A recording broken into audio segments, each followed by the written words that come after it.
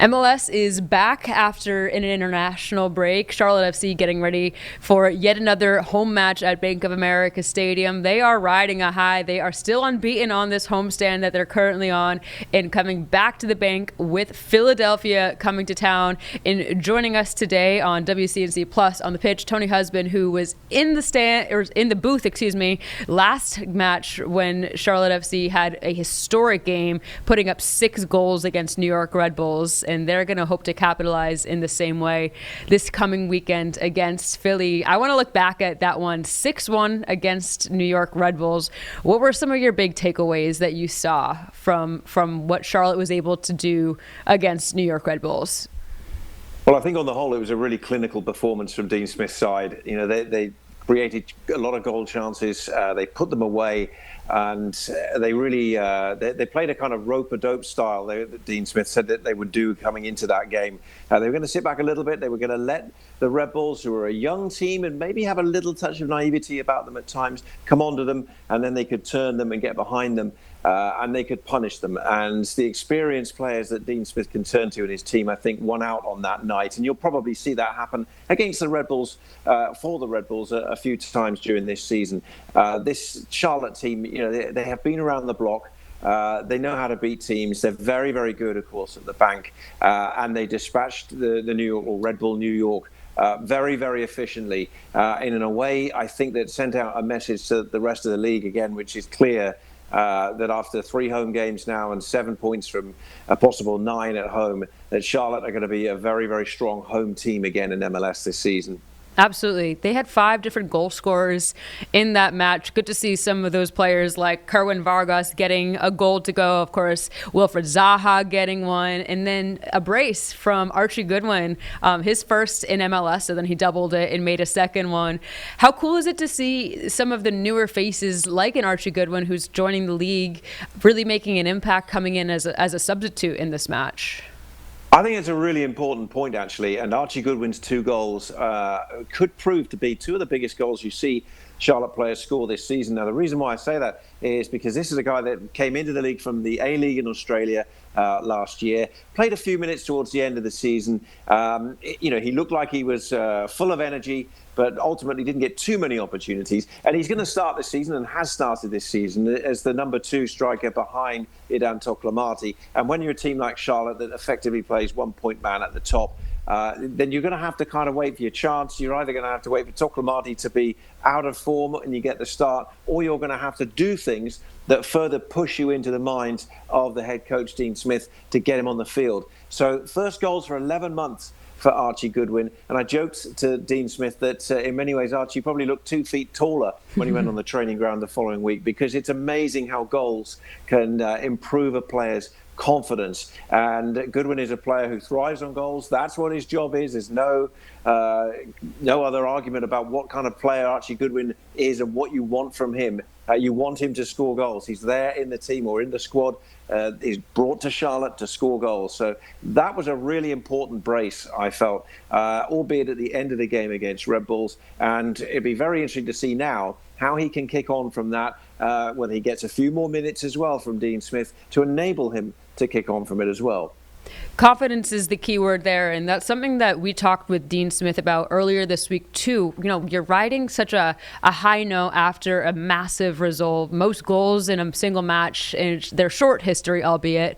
But then they go on an international break. There was a question centering around, does this kind of stunt your confidence because you can't keep that momentum going? Or do you still feel like it's there? Dean said, no, it's still there. It's pretty hard to kind of tamper those feelings after such a positive result. But just in generally speaking, what would you say you've seen from teams in terms of when you're going into an international break, when you do have momentum? Is there a lapse typically from teams? Are you able to retain that when you come back to your next match?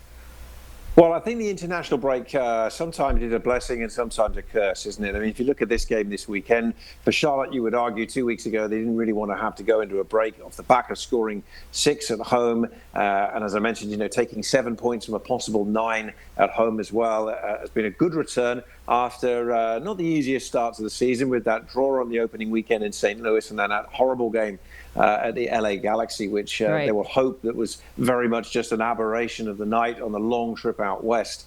And certainly looks out of character and out of keeping with this team when you look at the broader picture.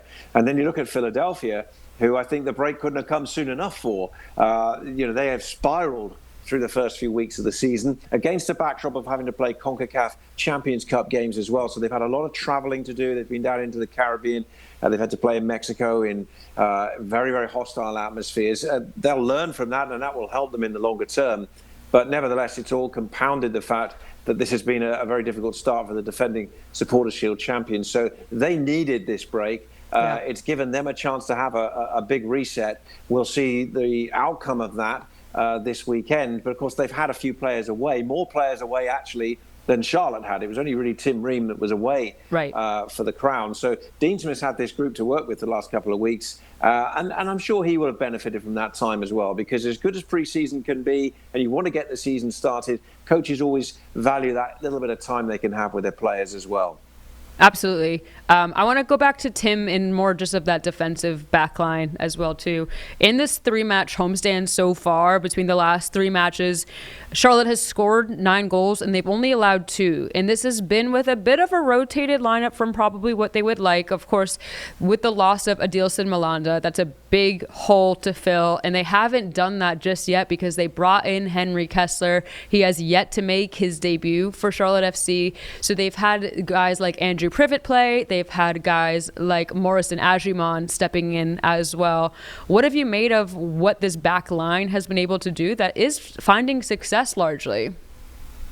Yeah, I mean, they're a good, solid group. They're very well coached. You can see now Dean Smith was a central defender in his day.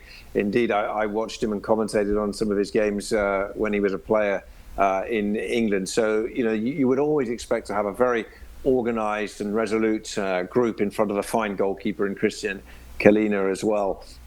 There is that spot up for grabs, you feel, though, alongside Tim Ream in a back 4, which the head coach Dean Smith tends to favour. We've seen the season start with Andrew Privet getting his opportunity there, a player who in many ways is converted central defender from his days in college, playing more as a midfielder. I feel Toffolo and Byrne have kind of got the fullback positions pretty much nailed down, although I thought Schnegg made a really good impact as a substitute against Red Bull New York. But you have got that spot, alongside Ream. So Privet's had it. Kessler is, an intelligent player who we've seen a little bit of in this league down the years, in New England, St. Louis as well. But at the moment, Agimang's got the shirt, and I would back him to have it for the time being, and an opportunity to prove his worth alongside Tim Ream. One thing I think Dean Smith will want to see and likes to see from his defenders is when they get up into the box in set-piece situations, he wants to see a goal-scoring contribution from them. Sure, their first job is to keep goals out at the other end, but he does want to carry a threat at the other end. He's brought in a set-piece coach as well in Carl Hooper, who started, and I think that will be one of the things he works on as well. So it's one thing, yes, you want solid defense, of course, from the likes of Ream and Agimang and who else might play there, but maybe just adding the odd goal in at the other end as well, and that may make a difference to who actually ultimately gets selected in this back 4 as the season goes through. Carl Hooper, I'm assuming, is a friend or former colleague of Dean Smith from Aston Villa. That's where he's coming from. But that is definitely an interesting thing, because that is something that they haven't necessarily done a lot of, is converting on some of those set piece opportunities. So I know that job was posted pretty early on in the season, and at least maybe they've been looking, or they just filled it now. But that will be interesting to see the payoff with having a coach delegated to the set pieces specifically on how that is going to go. We're going to take a quick pause, and then we're going to be right back with more on Charlotte FC. All right, welcome back into WCNC Plus on the pitch. Tony Husband, you touched on one player that I want to go back to because he has yet to make his Charlotte FC debut, but Henry Kessler did return publicly at least, to the training pitch with the team integrated for the first time this week. We don't know if during the international break if he was getting some reps with the team as well, but we're seeing him this week, and there could be a chance we see him on the field for the first time with Charlotte FC. He's been around. He was a pretty high pick out of Virginia when he was drafted by New England Revolution, then spent some time over in St. Louis. What kind of player is he for Charlotte FC fans who haven't gotten to see him play too much at this point? Yeah, New Yorker, been in the league and had that experience, played in a good New England Revolution team a couple of years back as well, before that roster kind of just split apart as they went through coaching changes. And ultimately, like so many in that very good New England roster at one time, found himself in pastures new. Not the easiest move in the league right now to go to a place like St. Louis. I don't think people are going to learn too much from a player's performance over a short period at a team that's been very much in a transitional period as well. I think he's a player, though, he knows the league well.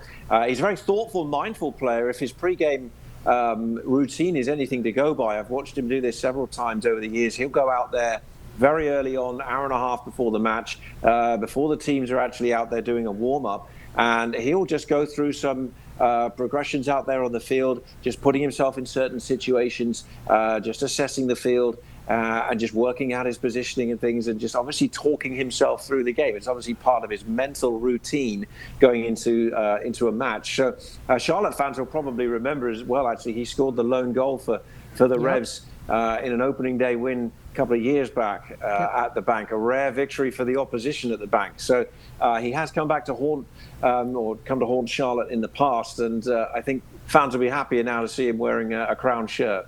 Yep, first ever goal scored against Charlotte FC. Henry Kessler, a defender, off of a corner kick, which was pretty fun to see. He also had that pretty iconic moment during a time-wasting scenario where he threw the ball into the stands. I think a lot of MLS fans probably remember that moment too, which was pretty funny looking back at it, but definitely cool when you have him on your own team. I covered him actually in college when I was working in Charlottesville, so I got to see him play with UVA, and he was a fantastic player back then. So as this team is going off of the international break and coming back to the Bank this weekend, they have Philly in town. And we started to talk about that a little bit because Philly is a team that is a bit precarious right now. They've got a good roster. They've had some changes from last season where they were the Supporter Shield winners and still have yet to get a point this season.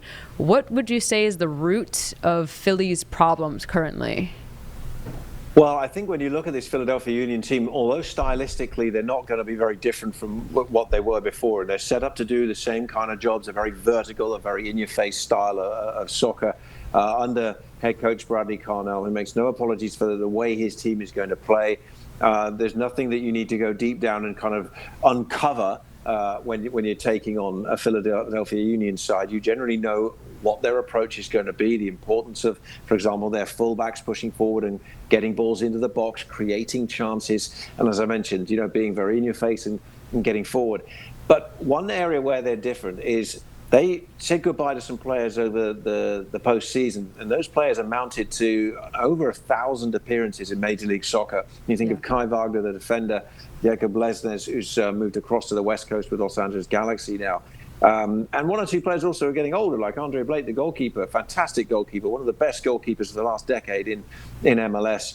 35 years of age now, Jamaican international. So there's that factor as well. And there's some of the players that have come in, the signings they've made, they didn't get them integrated into the group early enough because those players were signed. Then they needed to go through immigration processes, of course. That takes its time from player to player. And so I think that Bradley Carnell would have appreciated a few more weeks of preseason to get these players bedded in. And I think they've spent the last couple of weeks really trying to work on the process with those players as well. So I think when you bring in exciting youth that they think will be good for the future, but you're replacing real hard graft and experience, then if that's not all quite in tune and a few things go against you early in the season, then this can be the result. I mean, this is quite a spiral, though. This is a team, who were the best ultimately across the league, if you want to go with the Supporters' Shield standings last year. They were certainly one of the top handful of teams in the league.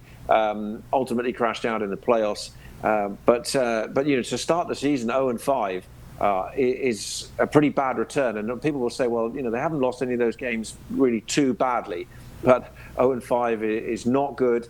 And they will, even in a league like MLS, you start to hit the panic button soon if you don't start getting some results. Right. So how hard is it to get out of a slump like that, where you might feel that you have upper hands in certain matches, but you're not getting the results? Inside of a locker room, what does that do to a team in terms of their morale and their mentality as they're trying to just claw their way back into the standings on the table? Well, I would sense, every defeat feels slightly different, and yet it's the same. It's coming off the field with no points. But they'll come off game after game and they'll look at either an incident, a minute detail, or an overarching theme through the team. I think Bradley Carnell feels that, this team also has to kind of represent what we all regard as, one of the hallmarks of Philadelphia sporting teams. They play to a very hard audience, an audience that demands things out of a Philadelphia sports team, whatever the league. And I think he feels like they've got to embrace a little bit of that going forward now. Maybe they'd have to be a little bit nastier. One thing just practically, though, on the field they're going to have to try and do is they've conceded the first goal in all of these defeats. They've got to try and get in front in a game, and then it might change. Some confidence might come, and then they can defend stoutly with a good goalkeeper and still some very good players at the back, like some Macania. Nathan Harriel is an experienced player as well now. So, they've got the players who can probably dig them out of this. Alejandro Bedoya being the most experienced of them out in the outfield roster now. So they might need a little bit of luck as well, but they need to bring a few factors together. But they do have to do it quickly. Right. So Charlotte FC right now is top 4 in the East, which is a place that they like to be, and they're trying to aim to be every year at this point. Do you see this as a potential trap game for Charlotte FC, who does really well at home, who's not conceding many goals, who's coming off of a 6-1 result and facing a team that is yet to get a point so far? Could this be a chance that if Charlotte slips up a little bit, Philadelphia could step on the gas themselves? Well, it's possible, isn't it? It's that kind of game. I think back to the last regular season defeat for Charlotte at the Bank was a most unexpected one. Right. And again, that was a game marked by a red card, if I remember correctly. So Montreal suddenly scoring 4 at the Bank. No one could have predicted that. When it happened in the later stages of last season with the way that Charlotte were playing. It's got to turn for Philadelphia sooner or later. I mean, MLS is a league that still is driven by a considerable amount of parity. There's not a massive gap between the better teams and the poorer teams, with 1 or 2 exceptions perhaps in the early weeks of the season. So, Philly things will turn for them, I think, in due course. And as Bradley Carnell, their head coach said, in some leagues, obviously you'd already be looking over your shoulder at a relegation type situation. But actually in MLS, it's about getting above the line for the playoffs. And they will still feel 5 games in, okay, they don't have any points. They dug themselves a hole. But with 29 games, there's still plenty of time for them to haul themselves up the table and into the playoff places. And yes, for Charlotte, complacency, a word Dean Smith mentioned, there is no room for it this weekend. They were ruthless in putting away Austin and putting away Red Bull New York. It was frustrating in many ways that they couldn't put away that kind of slightly second string Miami side. I thought they played pretty well on the night, though. Sure. So they know that this is a good opportunity, with Nashville coming next week as well, possibly the best team in the league at the moment. This is a good opportunity to be ruthless again and to get 3 points, because if you're not quite on it, absolutely, you can get caught out in a league like MLS. Awesome. We're going to revisit that last match of the regular season, the last time Charlotte and Philadelphia faced off, because that's definitely one that was memorable for maybe not the right reasons. We're going to take a quick pause, and then we're going to get to that in just a moment. All right, welcome back to WCNC Plus on the Pitch. Charlotte FC getting ready to face and host Philadelphia Union this coming weekend. Tony, I just want to bring back the last time that Philadelphia was at the Bank, and it was not one that Charlotte FC fans probably would like to remember. A 90th minute red card issued against Wilfred Zaha set Charlotte FC up on the wrong foot heading into the playoffs, into the first round of the postseason, without their DP. That's something that I know a lot of fans are obviously very disappointed to see the temper and the feelings in the 90th minute be what caused them to get on the back leg of that first round against NYCFC. Looking at what Wilfried Zaha has been able to do this season, he's had a couple assists, a goal as well this past match, but he does have 4 yellow cards, I believe, so far on the season. What has your observation been from him in this first portion of this current season with Charlotte FC? Well, it's a really interesting little spell now for Wilfried Zaha because he's a player who is still technically on loan. We don't know quite what his future is beyond the World Cup break this summer. In fact, we don't yet know whether he will be involved in the World Cup itself as an Ivory Coast international. He didn't go away on international duty during this last break, but he was with them for the African nations back in January. I think, when you think of his time so far with Charlotte, yes, a lot of people bring up the frustration that he seems to display on the field. He will say that it just proves how much he cares, how much it matters. I think every week Dean Smith is kind of asked about how's Will's mindset. Is he frustrated this week or not? And I've asked Dean Smith myself in the past. Do you want an angry Wilf on the field? And he doesn't mind an angry Wilf. I mean, this is a player that throughout his career has had one consistent issue: is that players get after him, teams get after him. He's a mercurial, talented figure, wonderful with the ball at his feet, loves to beat players, and teams earmark him and dish out the treatment on him. It got the better of him ultimately against Philadelphia at the end of last season. Was a costly suspension as New York City, of course, then won the first game of the playoffs. And you need your best players on the pitch. But I think we saw the absolute best of him against Red Bull New York as well. I mean, that's what he can do, cutting inside.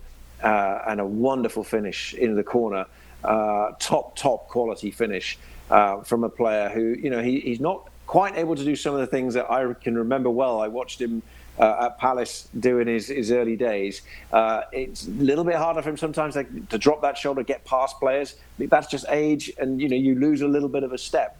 But he can still be a very valuable contributor to this Charlotte team, and he is. Very, very valuable, particularly when you combine him with the skills of Pep Biel as well, who's playing inside. So he's a great weapon. The next few months are going to be very interesting to see what they get sorted in terms of his longer-term future with the club. And he's going to be a key part of this team going forward. And let's hope from a Charlotte perspective, that he doesn't get frustrated or rattled against Philly this time, because Philly are a side that can do that to the best of players. Right. And of course, last year was last year.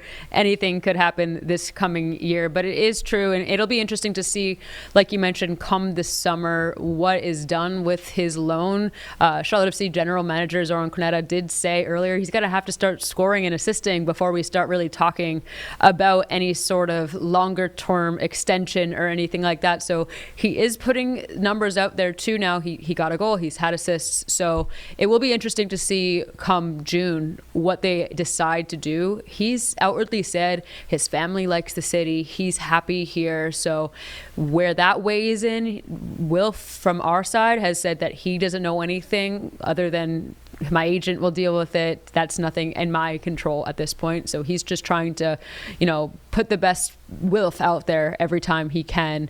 But going back, just Charlotte FC is very good at home. They're returning for their 4th straight at home. How beneficial is this so early in the season in order to gain confidence for a team that you have the support of your home crowd? You've seen it. The fans turn out really well at the Bank of America Stadium, and they're loud and they support their team really, really well. How well can that situated team early on to have good results at home to start off their year? Yeah, it's really important. There's no getting away from that. And I think actually after the first couple of slightly rocky weeks of the season, coming off the back of a disappointing playoff exit at the end of last season, where I think ultimately, everybody probably was a little bit disappointed with, because there was so much potential in that Charlotte season last year. And I think it kind of fell a bit flat, really, if I'm honest, to lose ultimately in 3 games, 2 of which were at home against New York City. So then the start to this season, getting a point on the road at St. Louis, but then that very humbling experience at the LA Galaxy. This little streak of home games came at a good time. They'll go on the road again once they get this homestead out the way, and then they'll have another clutch collection of home matches, and that will more or less take them up to the World Cup break. Right. So it's going to be, with Charlotte's record at home, you've got to be confident and hope that as long as there aren't significant injuries across the team, that they could be in a pretty good position by the time we break for this World Cup summer. And so getting these home games out there, at the bank and getting them played and getting points on the board at this point is going to be really important, because I kind of feel like this season the league is going to feel a little bit two-pronged, two-staged. It's quite a chunk of time that the players are not going to be around. Right. And the MLS won't be playing during the World Cup. We'll all be focused, of course, on soccer going on our television screens and everywhere all day, every day. But MLS will be in this break, and effectively these teams are going to have to do a bit of a pre-season again to get themselves back up for what will be the second half of the season. So points on the board now from home games, absolutely vital. Awesome. One last question I'm going to leave you with. If there is one player or one matchup for this upcoming match between Charlotte and Philadelphia, is there anyone you're zeroing in on? Well, I would say let's kind of think with the World Cup pros and cons in mind. So we have Tim Ream for the US, coming back obviously for Charlotte this week, having played for the US last week. Mm-hmm. It was a disappointing international camp for Mauricio Pochettino's side, of course, with 2 defeats. So a lot of soul searching still to go on, but still time before the tournament, which is going to be different to any friendly this summer. And then you got in the center of the park for Philadelphia, Danley Jean-Jacques of Haiti. Now, Haiti will play in Philadelphia during the World Cup this summer. Indeed, they'll play at Lincoln Financial Field, the home of the Eagles, against Brazil. It'll be one of the great group games of this World Cup, you sense. Danley driving forward through the middle of the park. So you've got a Haitian international potentially finding the solid figure of Tim Ream in front of him. That could be a good confrontation at some point during this match. I mean, Danley against Westwood is more likely the consistent contest within the 90 minutes. But we're looking at a lot of these games at the moment through the prism of a World Cup summer. Obviously, for Andre Blake, disappointment this week in the Philadelphia goal. The Jamaican national team captain and goalkeeper, they missed out on qualification to the World Cup, so he won't be going.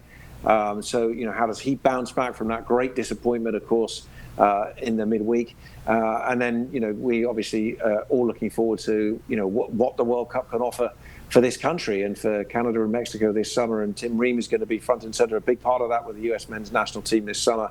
So a lot of these games, I feel, you have a little bit of a World Cup subplot too. Absolutely, yeah. Tim is a seasoned pro. Dean said he has no issues or worries or concerns about him just fitting right back in after playing this past week. He obviously did not play on Tuesday, did not come in as a substitute either. Tony, excited to welcome you back to Charlotte this coming weekend. We look forward to hearing you on the call, and thanks so much for joining us again. That's a pleasure. Looking forward to it. And really important phase of games for Charlotte. So see how they get on. Awesome. Thanks so much.